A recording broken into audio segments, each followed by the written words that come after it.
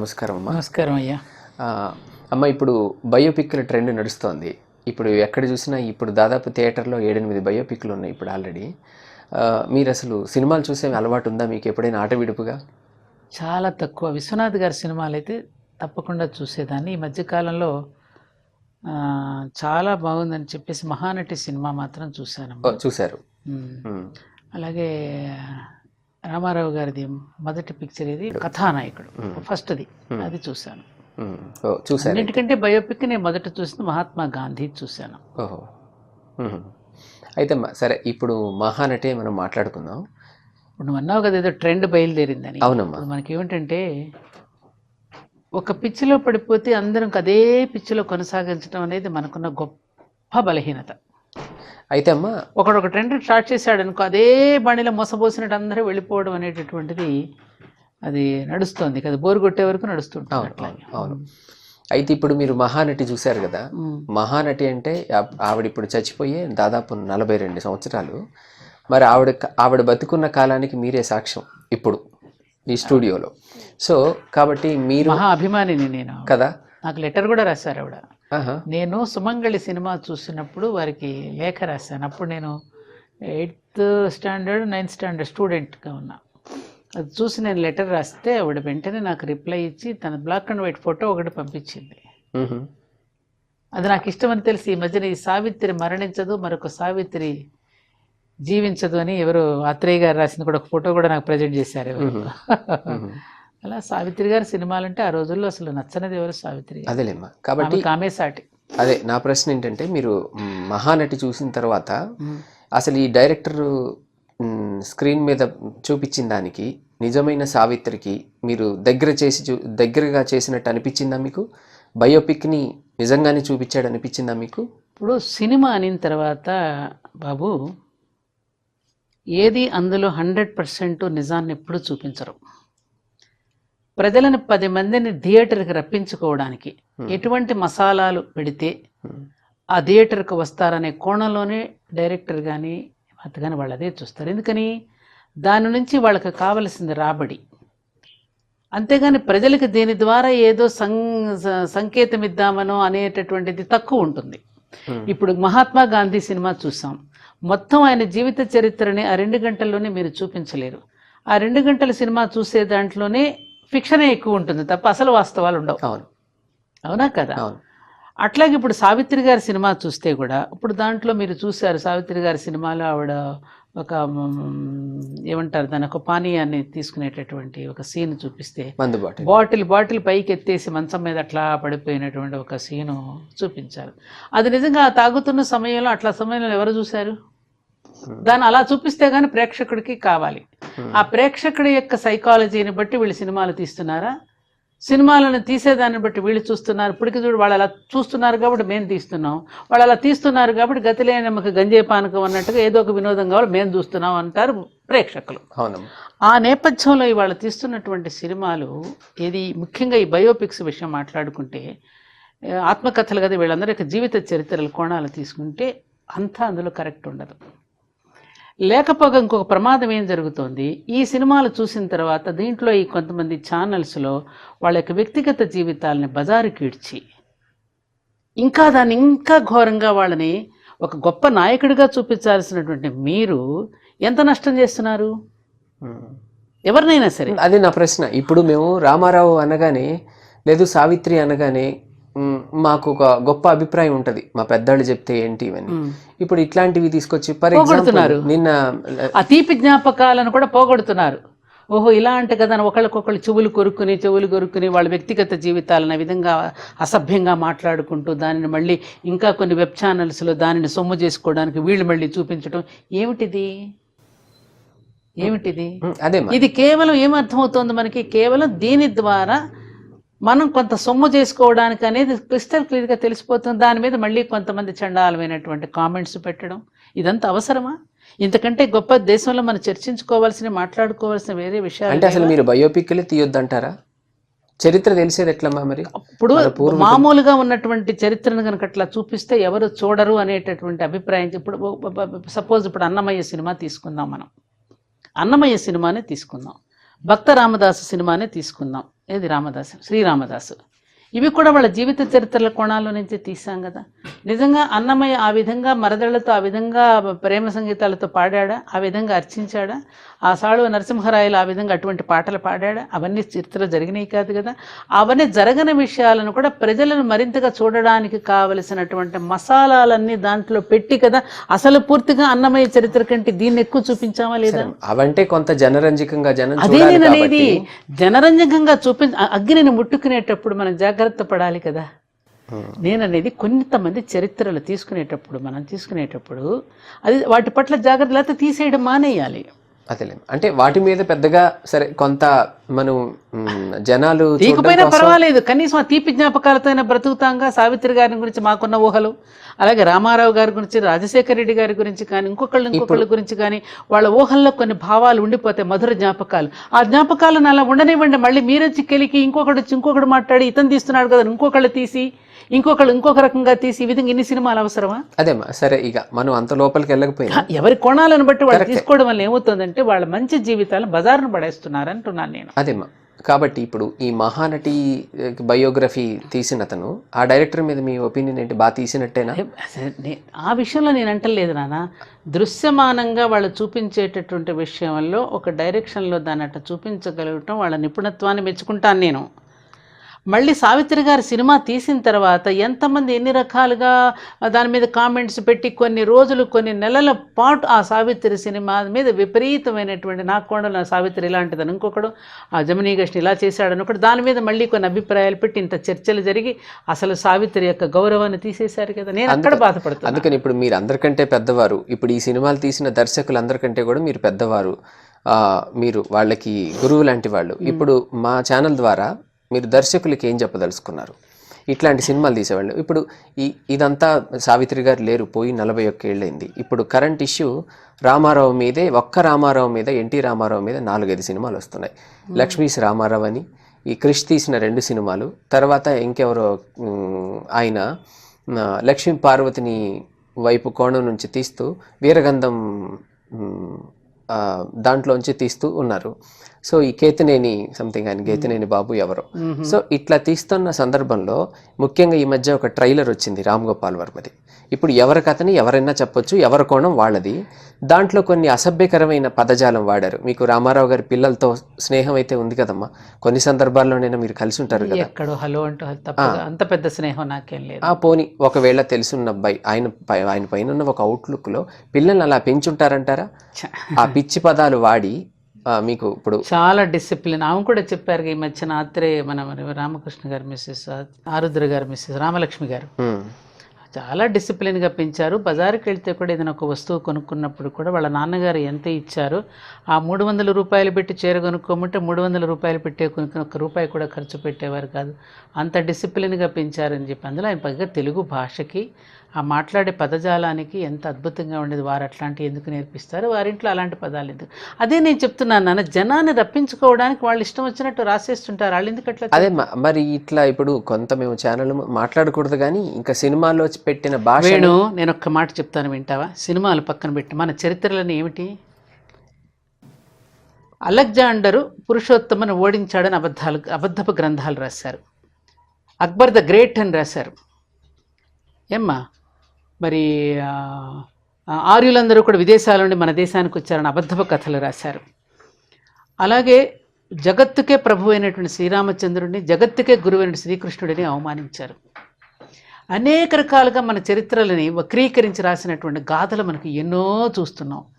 ఇవాళ ఏమనిపిస్తోంది, ఇక ముందు మహానాయకుల చరిత్రలు రాసినవన్నీ కూడా ఇటువంటి అబద్ధపు చరిత్రలే మనం చదువుతున్నామా అనేటటువంటిది అనిపించదు. రేపు జనరేషన్కి ఏ కథలు చెప్తున్నారు మీరు? రేపు ఇప్పుడున్నారు మా తరం వాళ్ళు చూసాము, రేపు నెక్స్ట్ తరం వాళ్ళకి చూసిన సినిమాలను బట్టి ఏది నిజమని నమ్మాలి, ఏది కరెక్ట్ అని చెప్పాలంటే ఇటువంటి చరిత్రలే, మన అబద్ధపు చరిత్రలే చదువుతున్నామా?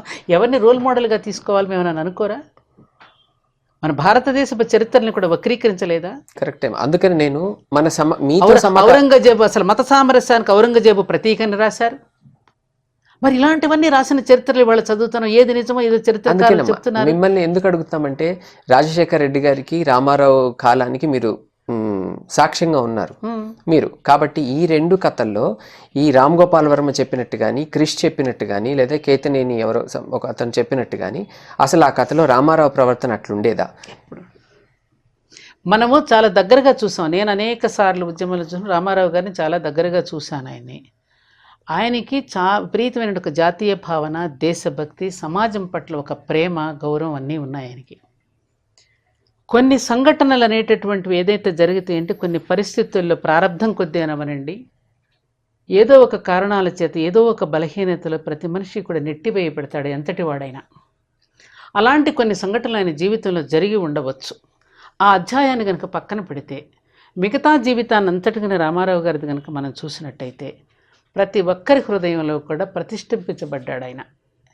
మద్రాసీలని పిలువబడినటువంటి తెలుగువారిని ప్రపంచ చిత్రపటంలో నిలబెట్టడం దగ్గర నుంచి కానీ, మన తెలుగువారి యొక్క అభిమానాన్ని, ఆత్మగౌరవాన్ని కాపాడేటటువంటి విషయంలో కానీ, మన పురాణ గాథలను జాతికి తెలియచేయాలి, సినిమా మాధ్యమం ద్వారానే ఈ కథలు తెలుసుకోగలుగుతారు అనేటటువంటి దీనిలో వారు ఆ పురాణ గాథలని తన నటన ద్వారా, తన అభినయం ద్వారా, తన డైలాగ్స్ ద్వారా ప్రతి హృదయంలోనూ ఒక రాముడిగా, కృష్ణుడిగా నిలిచిపోయాడు ఆయన. అంతవరకు చూసేటట్టు రామారావు గారిని వరకు చూపిస్తే జాతి మెచ్చుకుంటుంది. అయితే ఇక్కడ ఏం జరుగుతుంది, ఇట్లా ఒక సత్యాన్ని కనుక చూపిస్తే సత్యాన్ని ఎవరు గౌరవించరు. దానికి కొన్ని అబద్ధాలను కూడా చేరిస్తేనే, అబద్ధం ఎప్పుడు కూడా ఇదిగా ఉంటుంది కదా, తీగా ఉంటుంది కదా.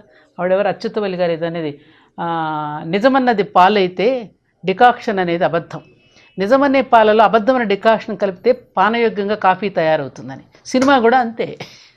అదేలే, చూసే యోగ్యతగా చేయాలి అని అంటే దానిలో కొంత అబద్ధాలని, కొన్ని లేనివి కూడా కల్పిస్తేనే 10 మంది వచ్చి చూస్తారు, డబ్బులు వస్తాయనే దీంతో సినిమాలు తీస్తారు. కానీ నిజమేదో అబద్ధమేదో ప్రేక్షకులు తెలుసుకోగలగాలి. అసలు చూసేటటువంటి ప్రేక్షకులకి ఏమంత తెలివి తక్కువ వాళ్ళు కాదు కదా, వాళ్ళకే తెలుసు కదా అది ఏ కోణంలో తీస్తున్నారు, ఎందుకు చూపిస్తున్నారు అనేది. ప్రేక్షకులు కనుక విజ్ఞతతో పాటిస్తే ఏ గొడవ ఉండదు, వాళ్ళకే తెలుసు. వాళ్ళని విమర్శలు చేయరు, సినిమాలు చూసినప్పుడు బ్రహ్మాండంగా చక్కగా చెప్తున్నారు వాళ్ళు. ఇదైతే ఇలా తీస్తే బాగుండేది, ఇలా అయితే ఇంకా బాగుండేది అని వాళ్ళు చెప్పడం లేదా? ఎవరు అంత తెలివి తక్కువ వాళ్ళు కాదు. కాకపోతే ఏదో ఒకటి కాలక్షేపానికి వెళ్ళాలి. నేను అంటుంటాను, ఇప్పుడు వచ్చే సినిమాలు తప్పక చూడండి. అర్థమైందా నీకు? అర్థమైంది. తప్పక చూస్తున్నారు, ఏదో ఒకటి కావాలి కాబట్టి. ఇది ఒక్క సినిమానే 10 మంది ఈ విధంగా ఒక కాంట్రవర్షియల్ దీంట్లోకి తీసుకువెళ్ళడం వల్ల మనం ప్రేమించి గౌరవించే మహానాయకుడికి ఎంత నష్టం జరుగుతుంది. ఆ పాత్రలు రేపు ఇన్స్పిరేషన్ కాదని ఇక ఇట్లాంటి ఇంక ఏ మహానుభావుడు వచ్చినా నిజం కాదనుకునేలాగా ఉంది. అంతే కదా. ఇక మహానాయకులు ఎలా పడతారు ఇక నీకు? ఓహో, ఈ మహానుభావుడు కూడా అటువంటి వాడే కాబోలే అని అనరా? అందుకనమ్మా నేను అదే అడుగుతున్నాను. నేను అనేది ఏంటంటే వ్యక్తిగత జీవితాలని ఆ విధంగా కలిగి చూపించడం అనేది ఎవరికి శ్రేయస్కరం కాదండి. అది అసలు మంచి పద్ధతి కాదు. తీయగలిగితే దాన్ని ఉన్నట్టు చూసినా పర్వాలేదు. ఇప్పుడు ఆదిశంకరాచార్యది సాంస్క్రిట్లో తీశారు, చక్కగా మనం చూడకలేదు, చూడకపోయినా పర్వాలేదు, మేము నిజమే చూపించామనేటువంటి సంతృప్తి అయితే అతనికి దొరికింది కదా. శంకరాచార్య సినిమా తీశారు, సినిమాలంటే సంతృప్తితో కుదరదు, సినిమాలంటే కమర్షియల్గా ఆడాలి. అలాంటప్పుడు మీరు వెళ్ళకండి, నిప్పును ముట్టుకోకండి, అగ్ని కాల్ చేస్తుంది. మరి క్రిష్ నిప్పునే ముట్టుకున్నాడు. మీకు డబ్బులే కావాలనుకుంటే డబ్బులతో ఇంకొక వ్యాపారం చేయండి, కానీ నిప్పుతో చెలగాటం ఆడతారా? అదమ్మా క్రిష్, అలా మీరు సపోర్ట్ చేస్తే నేను ఒప్పుకోను. కదమ్మా, క్రిష్ నిప్పును ముట్టుకొని నిప్పునే నిప్పుగా చూపించాడు. నేను క్రిష్ తీస్తున్నాడా ఇంకెవరు తీస్తున్నాడా? నేను పర్టికులర్ గా ఒక దర్శకుడి గురించి నేను మాట్లాడట్లేదు ఇక్కడ. క్రిష్ తీస్తున్నాడో ఇంకొక బుష్ తీస్తున్నాడో అనేది నాకు అనవసరం. ఏదైనా ఇటువంటి చరిత్రలు తీసేటప్పుడు మాత్రం జాగ్రత్త పడకపోతే నిప్పుతో చెలగాటం ఆడినట్టే. ఇది ఎందుకంటే తరతరాలుగా రికార్డుగా నిలిచిపోతుంది చరిత్రలో. అలాంటి వాటిని వాళ్ళని తీసుకుని వెళ్ళి 10 మంది వాళ్ళని అసహించుకునేటట్టు, 10 మంది రకరకాలుగా చెప్పుకునేటట్టుగానో, అబద్ధాన్ని నిజంగా నమ్మటంలో ఇవన్నీ కూడా మరి తప్పు చేయటం లేదా? మనం ఆ మనిషికి మీరు మేలు చేస్తున్నట్ట, ద్రోహం చేస్తున్నట్ట ఆలోచించండి. ప్రతిదానికి కులాల కంటగడుతున్నారు. రామారావు గారి సినిమా మెచ్చుకున్నారు, రామారావు గారిని మెచ్చుకుంటే కులాన్ని కంటగడుతున్నారు. ఇంకోటి ఏదైనా ఒక మంచి పని చేస్తే ఏమిటి? ఎక్కడికి పోతుంది ఈ సమాజం? ఎక్కడికి పోతుంది ఈ సమాజం? ఏమిటి చూపిస్తున్నారు సమాజానికి? ఎవరిచ్చారు మీకు ఈ హక్కు సమాజాన్ని పాడు చేయడానికి? మీడియా అంటే ఏమిటి? ప్రజలను ఉద్ధరించడానికి, ప్రజల్లో మంచి భావనలు రేకెత్తించడానికి. అని ఇష్టం వచ్చినట్టు నా చేతిలో కెమెరా ఉంది కదా, నా చేతిలో స్టీరింగ్ ఉంది కదా, నువ్వు ఇష్టం వచ్చినట్టు నడుపుతావా? నీ ఇష్టం వచ్చినట్టు కెమెరాలో చూపిస్తావా? అదే కెమెరాలు రేపు నిన్ను కాల్చి వేస్తాయని గుర్తుపెట్టుకో. నీ పట్ల కెమెరా తిప్పేవాడు ఉండడా? ఏమిటిది? ఈ పిల్లలకి ఏమందిస్తున్నామండి? ఎంత బాధ కలుగుతోందండి వాళ్ళ పిల్లల్ని చూస్తామంటే. ప్రతి తల్లి తలకాయ పగలగొట్టుకుని ఏడుస్తోందండి. కంట్రోల్ చేయలేకపోతున్నారు పిల్లల్ని. సమాజం పట్ల మీకు బాధ్యత లేదా? ఇంట్లో రామయ్య వీధిలో కృష్ణయ్య, ఏం అవగాహన ఉందని మీరు ఇంట్లో రామయ్య వీధిలో కృష్ణయ్య అని టైటిల్ పెట్టారు? శ్రీకృష్ణుడు అస్కలిత బ్రహ్మచారి, ఆయన స్త్రీలోనుడు కాదు. ఇలాంటి సినిమా టైటిల్స్ పెట్టి పురాణ గాథల పట్ల మీకు అవగాహన లేకుండా ఏది పడితే అది తీసేస్తే జాతికి ఏ సందేశం ఇస్తున్నారు మీరు? 4 రూపాయలు రాబట్టుకోవడం కోసమే తీస్తున్నామంటే అదేంటి సామాజిక బాధ్యత? అది ఎవరిచ్చారు మీకు ఈ హక్కు? సమాజాన్ని సమాజ హితంలో నీ హితం దాగిలేదా? నీకు బిడ్డలు లేరా? నీకు తల్లి లేదా? నీకు చెల్లెళ్ళు లేరా? ఇంకొకరిని అవమానపరిచబడితే నిన్న నువ్వు అవమానపరుచుకున్నట్టు కాదు. ఆయన అలాంటి పదాలు వాడా? వాళ్ళ కూతుర్లు కూడా వాళ్ళని కాదు అసలు చెప్తున్నాను. అట్లా మాట్లాడనివి చెయ్యనివి కూడా అట్లా విధంగా చూపిస్తా ఉంటే ఎవరికి? మరి వాళ్ళ ఉద్దేశం ఏమై ఉంటుందమ్మా? వాళ్ళ ఇన్స్పిరేషన్ ఏమై ఉంటుంది? అట్లా పర్టికులర్ దర్శకులు, మీరు పోనీ దర్శకుల పేర్లు చెప్పక్కర్లేదు, ఇప్పుడు కొన్ని ఈ మధ్య వచ్చిన ఒక ట్రైలరు మన రిలీజ్కి రెడీగా ఉన్న ఒక సినిమాలో చాలా దారుణమైన పదజాలం వాడాడు ఒక దర్శకుడు. ఇప్పుడు వాళ్ళకి ఇన్స్పిరేషన్ ఏంటంటారు? వాళ్ళని ఆ సినిమా తీర్పియటానికి వెనకున్న చైతన్యం ఏమంటారు? వాళ్ళు టైంపాస్కి తీసారా? డబ్బు కోసం తీసారా? ఎవరో ప్రాపగండా చేస్తే తీసారా? ప్రాపగాండాస్ ఉంటాయి, డబ్బు కోసం ఉంటాయి, అంతే. ఎవరో ఒకరికి ఎక్కడో ఒక బలహీనతకు లోనైపోతాడు. నువ్వు ఇది తీసిస్తే నీకు ఇంత ఇస్తానని చెప్పేసి ఉంటాయి. ఎందుకు లేవు? వాళ్ళు ఏది జరగడం లేదు. దేనికోసమైనా తెగిస్తున్నారు కదా. తనకు డబ్బులంటూ ఇస్తే దేశాన్ని కూడా అమ్ముకోవడానికి సిద్ధంగా ఉన్న రోజులు ఇవి. దేశ రహస్యాలను బయట పెట్టే రోజులు ఇవి. అనేక కోణాల్లో మనం ఆలోచించవచ్చు కదా. అనేక రకాలుగా జరుగుతున్నాయి కదా ఇవాళ. అట్టడుగుపోతుంది దేశం, వాళ్ళ అట్టు ఉడికిపోతుంది. ఇలాంటి ఈ సమయాల్లో ఇలాంటివన్నీ తీసుకుంటే జాతిని ఏం చేద్దామని ఇప్పటికే నిర్వీర్యం చేసుకుంటున్నాం జాతిని. ఊరికే తినబెట్టేసి, ఊరికే కూర్చోబెట్టేసేసి, శ్రమ సంస్కృతిని నాశనం చేసుకుని, ఆ దేశభక్తి లేదు, జాతీయ భావన లేదు, సామాజిక స్పృహ లేదు, ఎవరికి వాడికి అందని కాడికి తిందామనేటటువంటి స్పృహలోనే జాతిని పెంచుతూ ఉంటే ఎవరండి ఈ జాతిని? అదేమ్మా, ఇప్పుడు ఈ జాతిని అదిలించి ఇలా ముందుకు నడిపించే కొంతమంది, ఇప్పుడు ఒక బస్సు నడుపుతున్నాడంటే డ్రైవర్ బాధ్యత, కుటుంబాన్ని నడుపుతున్నాడంటే తండ్రో తల్లో బాధ్యత. అలాగా రేపు సమాజానికి ఇట్లాంటి కథలు చెప్తున్న ఒక దర్శకులకు ఒక మాట చెప్పండి. దీంట్లో ఒక భాగంగా, మా కార్యక్రమంలో భాగంగా ఇలా చేసుకుంటూ పోతా ఉంటే ఏంటి? ఇప్పుడు మీరు కథానాయకుడు చూశారు, మహానాయకుడు మీరు చూసి ఉండకపోవచ్చు. వీటిలో మంచి మంచి పెట్టి ఎంతవరకు స్పృశించాలో అంతవరకు తీశారు, కానీ థియేటర్లో జనాలు లేరు. అయితే అసలు లేకపోయారండి జనాలు. లేకపోతే మా సినిమానే రిలీజ్ అవ్వలేదు, రామ్ గోపాల్ వర్మ ట్రైలర్ వచ్చింది, లక్షల కోట్ల వ్యూవర్షిప్ ఉంటుంది. మాషాలా. ఇప్పుడు ఎంత మసాలా దట్టిస్తే అంత జనం ఎగపడతారు కదా. జనం కూడా మసాలాకు అలవాటు పడిపోయారు కదా. ఒక మంచి కీర్తనలు వినే వాళ్ళకంటే కూడా నువ్వు మసాలాలు దట్టించేసి అశ్లీలాన్ని చూపిస్తేనే జనం ఎగపడి వస్తున్నారు కదా. రామ్ గోపాల్ వర్మ మసాలా తీశారు, అంతే మరి. ట్రైలర్ ప్రస్తుతానికి అంతే మరి, అంతే కదా. అందులో ఉన్నవన్నీ వాస్తవంగా జరిగినాయా? ఆయన అలా కొట్టాడా, ఆయన విధంగా ఇరిశాడా, ఆ విధంగా జరిగిన దానికి ఇంకా ప్రజలు చూడటానికి కావలసినవన్నీ అందులో దట్టిస్తేనే కదా ప్రజలు చూసేది. అది ఉన్నది ఉన్నట్టుగా తీస్తారా? లేదుగా. అసలు ఏమిటనేది అసలు చూపించాలి కదా అక్కడ, అసలు ఎందుకు జరిగింది అనేది. కాబట్టి ఇవాళ తీసుకున్నటువంటివన్నీ కూడా సంపూర్ణమైనటువంటి సత్య చరిత్రలేం కాదు తీసేది. సత్యాన్ని మరుగున పడేసి దానిని ప్రజలను ఇంకా చూపించడానికి కావలసినటువంటి అసత్యాలను కూడా, ఫిక్షన్ అనేది అదే అంటారు కదా, స్టోరీలో కూడా అది ఉంటేనే కదా ఆ విధంగా చూపించేసి జనాల్ని ఇచ్చేసుకుని జనాల్ని డైవర్ట్ చేయడానికి, జనాలను ఇంకో రకంగా. లేకపోతే ఒక్కడ మీద ఇన్ని సినిమాలా, ఒక్కడని పట్టుకుని ఇంతమంది. అదేలేమ్మా, ఇప్పుడు ఈ మసాలాలు తీసిన దర్శకులు ఒక మంచి దర్శకులు, గతంలో ఆయన మంచి దేశం ప్రౌడ్గా ఫీల్ అయ్యే సినిమాలు తీశారు. సో వీళ్ళు ఈ సినిమా వాళ్ళు కూడా కొన్ని ప్రలోభాలకి పోతున్నారంటారమ్మా మీరు? ఇప్పుడు ఇట్లాంటి ఇన్ని రకాలుగా వస్తున్నాయి అంటే సంథింగ్ అంతే కదా మరి. ఇప్పుడు ఒక్క వ్యక్తి మీద ఇన్ని రకాల సినిమాలకు వస్తున్నాయి అంటే ఇక్కడ ఏదో ఒక రకమైన ఒక రాజకీయ కోణమైనా ఉండాలి, ఏదో ఒక మనిషిని పడగొట్టడానికైనా ఉండాలి, అంతే కదా. లేకపోతే ఒక వ్యక్తి మీద ఇన్ని సినిమాలు ఏమిటి? మరి గాంధీ గారి మీద ఇన్ని సినిమాలు రాలేదే, సావిత్రి మీద ఇన్ని సినిమాలు తీయలేదే, ఈ ఒక్కడి మీద ఎందుకు ఇన్ని రకాల సినిమాలు వస్తున్నాయి? అక్కడ ఆలోచించండి మీరు. ఇప్పుడు పడగొట్టాలనుకున్న మనిషి లేడు కదమ్మా, ఎవరిని పడగొట్టాలని జరుగుతుంది అంటున్నారు ఈ కుట్రంతా? రామారావు లేరు, ఆయన స్థాపించిన పార్టీ ఉంది కదా, అంటే చంద్రబాబుని పడగొట్టడానికి. నేను పేర్లు చెప్పడం లేదు ఇక్కడ.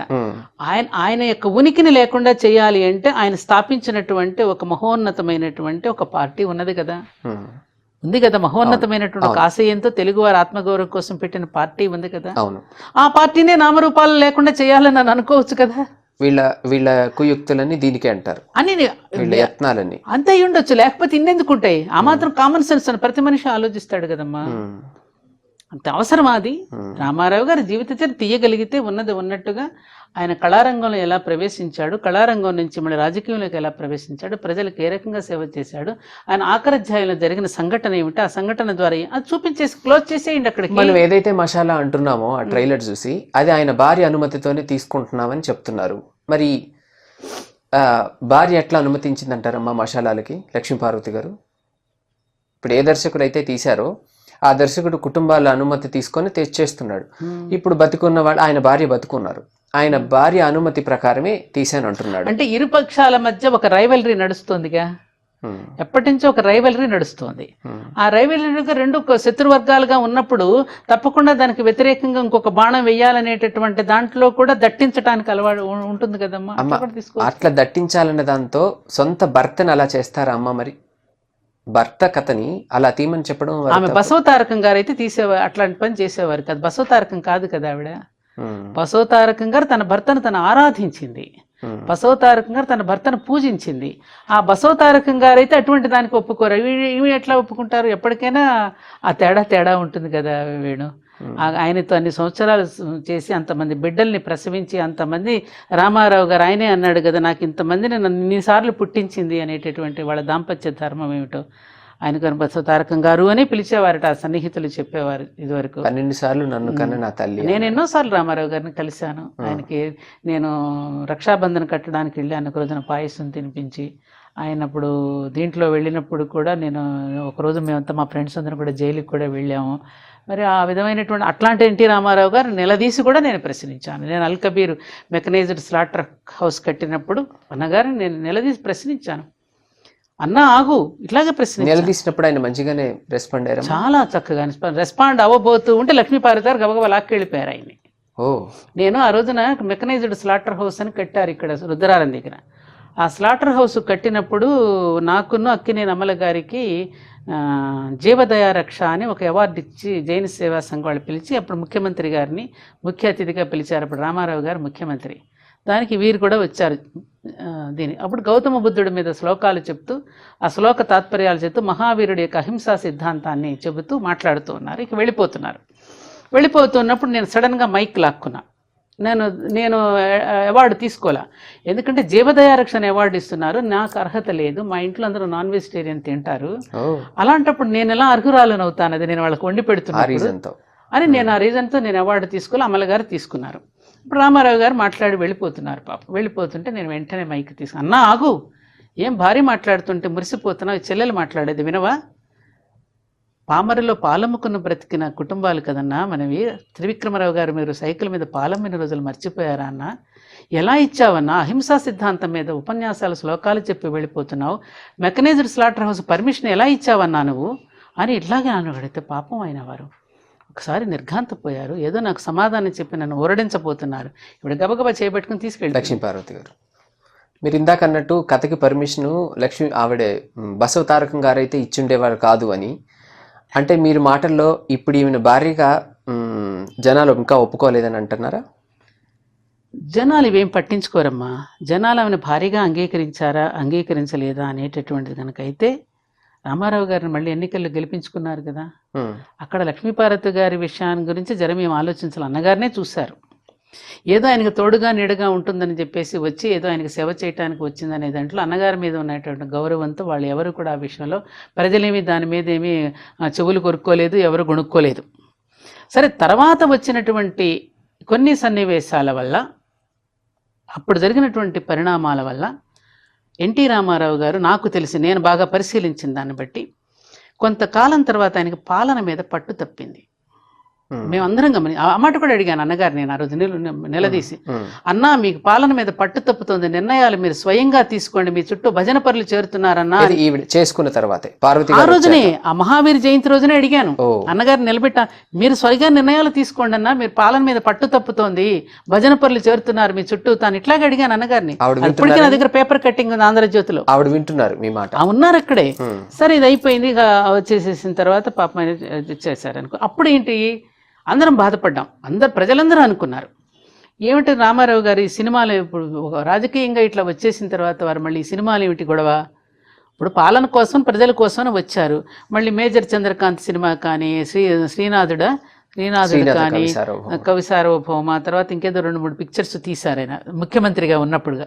ఆ సినిమాలు దీంట్లో వెళ్ళారు కొంతకాలం, ప్రతిపక్ష నాయకుడిగా ఉన్నప్పుడు, ఇప్పుడు కూడా సినిమాలు తీశారు.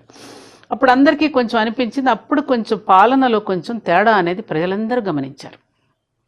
అప్పుడేం జరిగింది, ఒత్తిడి వచ్చింది అందరికీ. అప్పుడేమిటి, పాలన గనక సరైనటువంటి దీంట్లో గనక వెళ్ళకపోతే మళ్ళీ తెలుగుదేశం పార్టీకి ఇబ్బంది వస్తుందనేటువంటి ఉద్దేశంతో అప్పుడు అందరూ కలిసి ఒక నిర్ణయం తీసుకున్నారు. ఇది ఏ ఒక్కరి నిర్ణయం కాదు, అప్పుడు ఉన్నటువంటి శాసనసభ్యులు అందరూ కలిసి ఒక ఆలోచన చేసి, నువ్వు తీసుకుంటావా మమ్మల్ని తీసుకోమంటావా, ఎందుకంటే మేమందరం బస్సులో ప్రయాణం చేస్తున్నాం అంటే బస్సుగా ఊహించుకున్నారు వాళ్ళు. అప్పుడు అన్నమాట నాకు ఇప్పటికీ గుర్తు, అప్పుడు వచ్చింది డైలాగు, మేమందరం ఈ బస్సులో ప్రయాణం చేస్తున్నాం, సారథి ఎవరు, బస్సు డ్రైవింగ్ ఎవరు చేస్తున్నారు, రామారావు గారు చేస్తున్నారు, ఆ బస్సులో మేమందరం ప్రయాణికులుగా ఉన్నాం, బస్సు పట్టు తప్పుతోంది, లోయలో పడిపోయే ప్రమాదం కనపడుతుంది, స్టీరింగ్ నువ్వు తీసుకుంటావా మమ్మల్ని తీసుకోమంటావా అని అడిగారు చంద్రబాబు నాయుడు గారిని. అడిగారమ్మా మీరున్నారా? అప్పుడు వచ్చింది కదా, అందరికీ తెలిసిన విషయమే ఇది, రామారావే అడిగారు. అయ్యో లోపల ఉన్నటువంటి వ్యక్తులందరికీ ఇప్పుడు బయటకు వచ్చిన ఈ విషయాలు. అప్పుడు కళ్ళ నీళ్లు పెట్టుకుంటూ కళ్ళ నీళ్ల పర్యంతో ఇటువంటి సిచ్యువేషన్ రాకూడని సిచ్యువేషన్ వచ్చిందనే ఉద్దేశంతో ఆ బస్సును లోయలో పడిపోనీయకుండా స్టీరింగ్ తీసుకుని రథసారథిగా ఆయన ఉండాల్సి వచ్చింది ఆ టైంలో. అయితే ఈ లెక్కలో ఇది జనాలు దాని తర్వాత ఆయన కంటే మించినటువంటి కార్యక్రమాలు పెట్టే మరి పార్టీని మరింతగా ముందుకు తీసుకెళ్లి ప్రపంచ ప్రఖ్యాతిగా తీసుకుని వచ్చారుగా. ఒకటి వేణుగారు, కొన్ని బలహీనతలు ఉండొచ్చు, ఇదేమి రామరాజ్యం కాదు కదా, త్రేతాయుగంలో లేవు, మనం ద్వాపర యుగంలో లేవు, ఇప్పుడున్నది మన కలియుగంలో. అప్పుడున్నటువంటి లక్షణాలన్నీ ఇక్కడన్నీ పుణికి పుచ్చుకోవాలంటే ఏ నాయకుడిలోనూ ఉండవు. ఆ నాయకుల చుట్టూ ఉండే మనుషులను బట్టి ఉంటుంది, వాళ్ళు అధికారులను బట్టి ఉంటుంది, వాళ్ళ యొక్క పనిని వాళ్ళ నిబద్ధతతో చేయకపోవటం వల్ల ఉంటుంది, అనేక రకాల రాజు మీద ప్రభావం చూపిస్తాయి కదా. ఇప్పుడు మనకెందుకు చెప్పారు, స్వస్తి ప్రజాభ్య పరిపాలయంతాం న్యాయేన మార్గేణ మహీమహీస గోబ్రాహ్మణేభ్యస్తు నిపమత్తునిత్యం ఎందుకు చెప్పారు? ఈ వీళ్ళు బ్రాహ్మణులు అంటే రాజుకు సలహాలు ఇచ్చేటటువంటి మంత్రులు ఎవరైతే ఉంటారో ఆ మంత్రులు సరిగ్గా లేకపోతే రాజు పరిపాలించలేడు. అన్ని ప్రభావం ఉంటుంది కాబట్టి అక్కడ ఎవరిని అంటారో ఆయన్నే అంటారు, పరిపాలించేవాడినే అంటారు అందరూ. ఎన్ని రకాల కారణాలకు దోహదపడుతుంది. అయినప్పటికీ కూడా ఎన్ని ఆటుపోట్లు వచ్చి ఎన్ని ఇబ్బందులు పడినా కూడా ఆటుపోట్లను ఎదుర్కొంటూ ఏదో ఒక రకంగా నిలదొక్కుంటూ పార్టీని నిలబెట్టారు కదా. ఆ సామర్థ్యాన్ని ఎందుకు గుర్తించరు? నేను ఒక్కటి గుర్తు పెట్టుకోండి, మీరు మళ్ళీ మళ్ళీ చెప్తున్నా, నేను ఏ పార్టీకి కొమ్ముగాసే వ్యక్తిని కాదు, ఏ పార్టీని నేను బలపరచటలేదు. నేను ఉన్న సత్యాన్ని ఇప్పుడున్నటువంటి పరిస్థితులను బట్టి, ఇవాళున్నటువంటి ప్రస్తుత పరిస్థితులను బట్టి, ఈ పరిస్థితుల్లో ఏం చేయాలి, ఎవరు కావాలనే విషయం మీద నేను మాట్లాడుతున్నా. అందరిలో ఉన్న గుణాలే నేను మెచ్చుకుంటా. నాకు ఇప్పుడున్నటువంటి నాయకుల్లో ఒక్కొక్కళ్ళలో ఒక్కొక్క విశిష్టమైనటువంటి నాయకత్వ లక్షణాలు ఉన్నాయి. ఆ నాయకత్వ లక్షణాలు అన్నీ కలిపి ఒక శక్తిగా రూపొందితే దేశం ఏ రకంగా ఉంటుంది? ఈర్ష్య అసూయలకి పోకుండా ఒక బలమైనటువంటి ఒక సమర్థవంతుడైన ఒక వ్యక్తి ఉన్నప్పుడు అందరూ కలిసి ఆ వ్యక్తిని సమర్థిస్తే మన దేశం ఎక్కడ పోతుంది? ఇక్కడ ఏమంటున్నానంటే, వ్యక్తిగత స్థాయిలో ఆలోచించకుండా మనం జాతిగత స్థాయిలో ఆలోచించాలి అంటున్నాను నేను. వ్యక్తిగత స్థాయిలో ఆలోచించి దేశాన్ని దగ్ధం చేసుకుంటున్నాం. ఆనాటి నాయకులందరూ కూడా దేశం కోసం ఆహుతయ్యారు. ఇవాళ వ్యక్తుల కోసం దేశం కాలిపోతుందిగా. ఇది ఎంత ప్రమాదం. కాబట్టి నువ్వు ఎక్కడో బయోపిక్లు అంటే నేను ఎక్కడికో వెళుతున్నాను, ఐఎమ్ సారీ. ఇప్పుడు నేను అనేది ఏమిటంటే, అటువంటి వాటిని తీయడం వల్ల ఇవాళ మహానుభావులందరినీ రోడ్డును పడేస్తున్నాం. అందుకే మీ ఇలాంటి పెద్దవారితో ఇంకో ప్రశ్న, ఇప్పుడు రామారావు గారే చంద్రబాబు నాయుడిని ఉద్దేశించి, అయ్యా లోయలో పడుతోంది, దీన్ని తీసుకో, నువ్వు ఈ స్టీరింగ్ తీసుకో అన్నారని మీరు అన్నారు ఇందాక. లోయలో తీసుకోమని ఆయనల్లా మిగతా శాసనసభ్యులందరూ, మిగతా ఆయనతో పాటు ప్రయాణిస్తున్నటువంటి శాసనసభ్యులందరూ, ఆ రోజుల్లో ఉన్న సభ్యులందరూ కలిసి చంద్రబాబు నాయుడు గారి మీద ఒత్తిడి పెడితేనే ఇది జరిగింది. మీరున్నారు అక్కడ. నేను ఎందుకుంటాను అక్కడ? నేనేమన్నా శాసనసభ నేను చూసానని నేను అనడల్లా.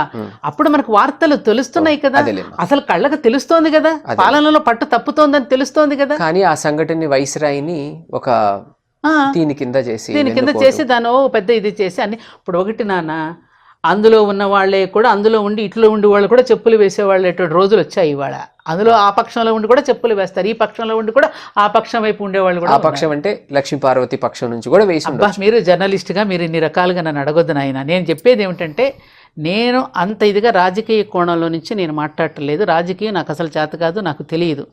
నేనేమంటున్నానంటే, చరిత్రలు అనేది వక్రీకరించబడటం వల్ల, చరిత్రలను కనుక సజావుగా చూపించకపోవడం వల్ల, మన యొక్క డబ్బుల కోసం, మన దీనికోసం రాబట్టుకోవడం కోసం అని చెప్పి ప్రజలకి అబద్ధాలని చెప్పొద్దు, ప్రజలకు అసత్యాలను మీరు చెప్పొద్దు. ఇప్పటికే చాలా చరిత్రలు మనకు వక్రీకరించబడి చెప్పబడ్డాయి.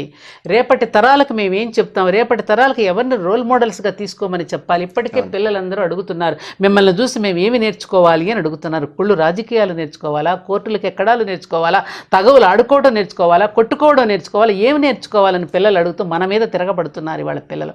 వాళ్ళకి సమాధానం చెప్పే స్థితిలో లేవు, మనం నవ్వుతూ వెళ్ళిపోవాల్సి వస్తుంది వాళ్ళ. అది నేను చెప్పేది. ఇప్పటికే అయిపోయింది మన పని.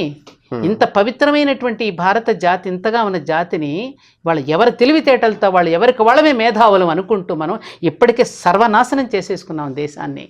ఇంకా ఏం చేసుకుంటాం? ఇలాంటి సినిమాలు తీసి, ఇలాంటి బయోపిక్, ప్రతివాడు ఇక నాకు కెమెరా ఉందని నా కథను నేను రాసేసుకుని సినిమా చూపించేసుకోవడమేనా? వీళ్ళకన్నా గొప్పవాళ్ళు ఎంతమంది లేరండి సమాజంలో? బొచ్చడి మంది ఉన్నారు. ఇప్పటికీ బ్రతికి ఉంది జాతీయ పతాకాన్ని రూపుదిద్దించిన పింగళి వెంకయ్య గారి భార్య, 95 సంవత్సరాల తల్లి ఇంకా ఉంది. ఇంకా బావిలాల గోపాలకృష్ణయ్య గారు కాకి సంచి పట్టుకుని కద్దరు బట్టలు తిరిగాడు. వినోబాజీ చరిత్ర, ఎంతమంది గొప్ప మహానుభావులు లేరండి ఈ దేశంలో?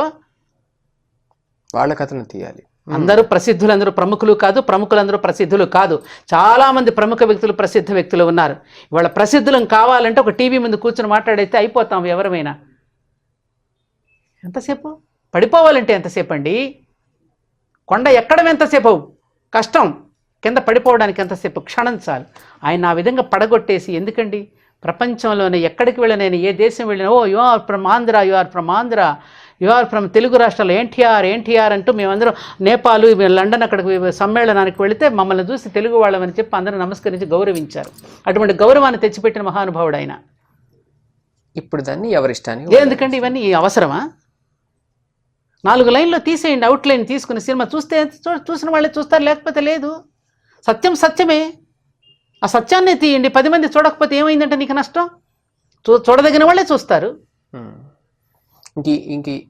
ఇలాంటి కథలు తీయటం వెనక వీళ్ళు చాలా వేరేగా ముసుగు కప్పిని కొన్ని ఉన్నాయి. ఉంటాయి నా సినిమాలు అంతా ఉంటాయి. ఇప్పుడు అన్ని సినిమాలు అలాగే తీశారు. ఏ సినిమా అయినా అంతే, దాంట్లో కొంత దట్టిస్తారు వాటి జనాలను చూడటం కోసం. ఇంకా పదే నేను ఏం చెప్పాను మీకు? సరే, ఇప్పుడు ఈ సినిమా ఇన్ని సినిమాలు చూస్తున్నారు కదమ్మా, ఆడియన్స్కి ఏం చెప్తున్నారు?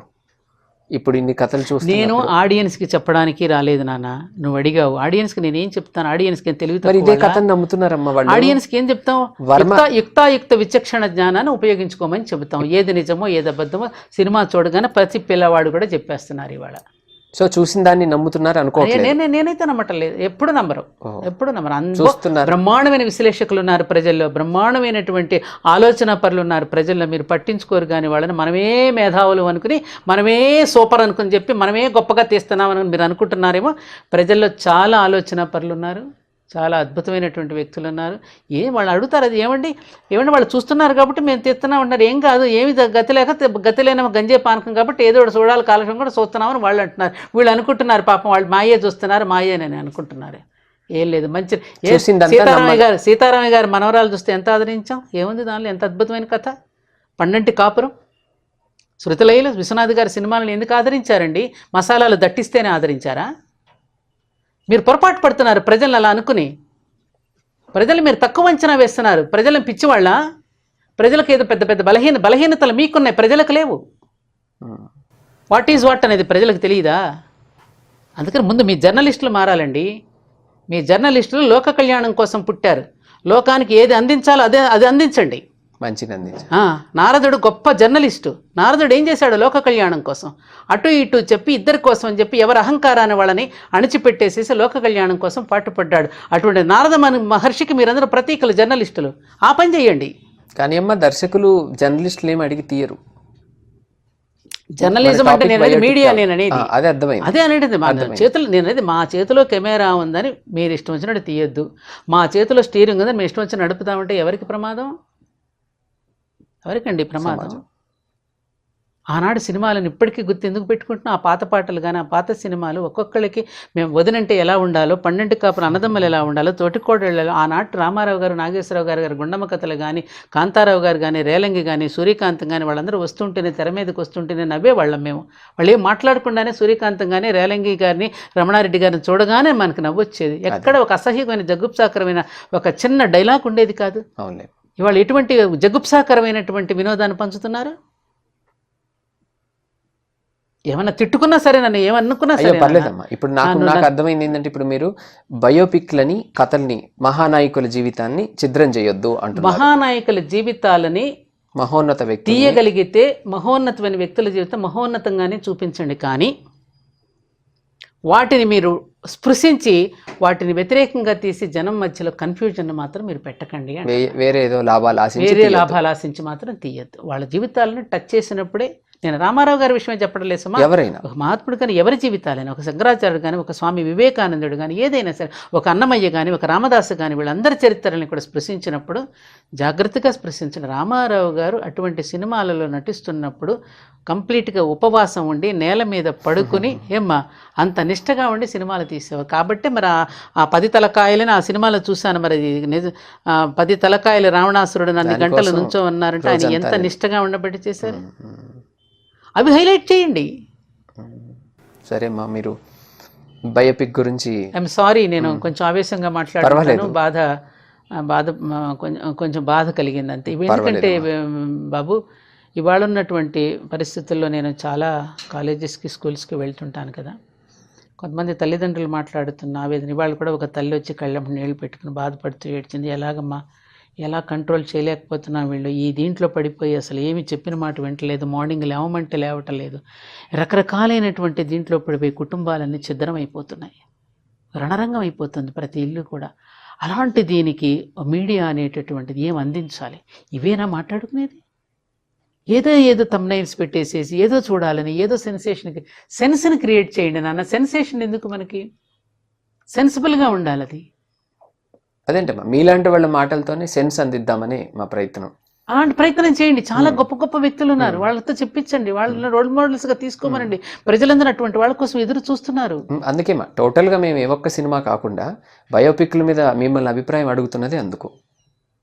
చెప్పాను కదా నా అభిప్రాయం. ఇక నుంచి ఇలాంటివి తీసి, ఇలాంటి భ్రష్టు పట్టించి, ఈ విధంగా ఇంకొక వ్యక్తులను ఏమన్నా పడగొట్టాలన్నా, ఇంకొక వ్యక్తి మీద అనేక రకాలుగా దాడులు చేయాలన్నా ఇవేమీ అక్కర్లేదు. దమ్ముంటే, ధైర్యం ఉంటే ఆ ఎదుర్కోవడానికి అనేక మార్గాలు ఉన్నాయి. ఆ మార్గాలను అనుసరించాలి తప్ప అబద్ధాలను చెప్పి ప్రచారం చేసి అదే నిజమనుకునేటట్టు ప్రజలని పక్కదారిని పట్టించే ప్రయత్నాలు చేయడం వల్ల ఏమవుతుందంటే, లైక్ బూమ్ ర్యాంగ్ అంటారు చూడు, ఆ కర్మ సిద్ధాంతం ప్రకారం అది మళ్ళీ తిరిగి ఎప్పుడు మనకు కూడా వస్తుంది కదా. తప్పకుండా వస్తుంది కదా. ఈ సత్యాలు ఒకప్పుడు కాల్ చేస్తాయి మనల్ని. అది గుర్తుపెట్టుకోవద్దు మనం, అది గుర్తుపెట్టుకోవాలి కదా. అందుకని థ్యాంక్ యూ సో మచ్ అమ్మా. మీరు ఇంత మంచి విశ్లేషణగా చెప్పారు. సుమన్ టీవీకి వచ్చినందుకు మధ్యలో కొంచెం మీ మీద ఆవేశపడ్డాను. థ్యాంక్ యూ అమ్మా.